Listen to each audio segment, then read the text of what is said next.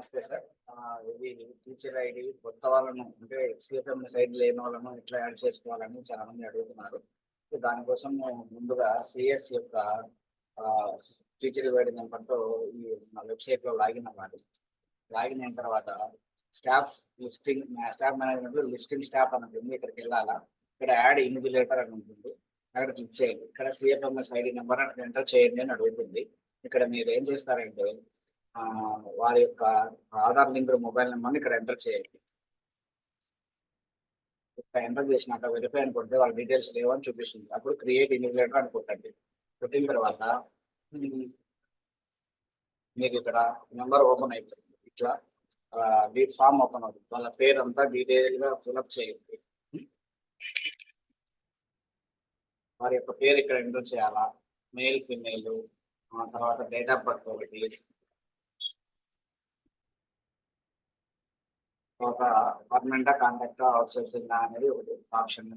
DDO code 270300370001. ఇది intermediate board యొక్క DDO code, దీన్ని ఎంటర్ చేయండి. అలాగే వారి యొక్క రిజిస్టర్డ్ మొబైల్ నెంబర్ ఇక్కడ ఏదైతే నెంబర్ ఉంటుందో ఆ నెంబర్నే మళ్ళీ ఇక్కడ ఎంటర్ చేయండి. ఈ నెంబర్కి మనం ఇక్కడ ఏదైతే నెంబర్ ఎంటర్ చేస్తున్నామో ఆ నెంబర్కి ఇప్పుడు ఓటీపీ వెళ్తుంది. తర్వాత వారి యొక్క బ్యాంక్ అకౌంట్ నెంబర్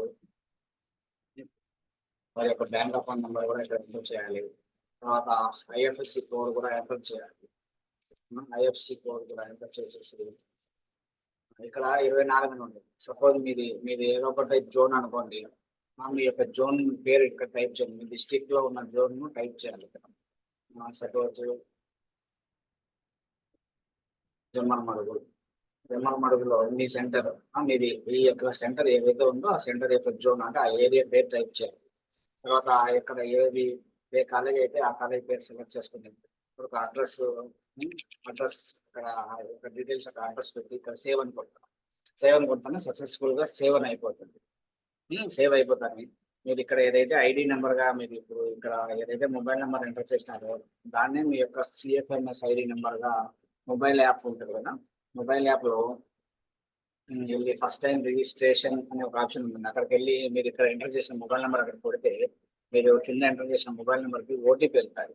ఓటీపీ వెళ్ళిన తర్వాత మీ ఆ ఓటీపీ అందులో ఎంటర్ చేసిన తర్వాత ఎంటర్ చేసి మీరు సబ్మిట్ కొడితే మీకు ఫోటో రిజిస్ట్రేషన్ అడుగుతుంది. ఫోటో రిజిస్ట్రేషన్ చేసి మళ్ళీ మీరు మొదటిసారిగా ఫోటో రిజిస్ట్రేషన్ మాత్రం మొబైల్ యాప్లో చేసుకోవాలి. మిగతా అంతా సిఎస్ గారు వాళ్ళ యొక్క ఈ వెబ్సైట్లో పూర్తి డీటెయిల్స్ ఫిల్ చేస్తారన్నమాట. Okay sir, thank you. ఇది నాకు ఇంకా ఏమైనా డౌట్స్ ఉంటే మీ కన్సర్న్ ఆర్ఐ ఆఫీస్కి ఇది చేయండి. మీకు ఇన్ఫర్మేషన్స్ మేము చేసినవన్నీ కావాలంటే ఇది నా ఛానల్ని సబ్స్క్రైబ్ చేసుకోండి.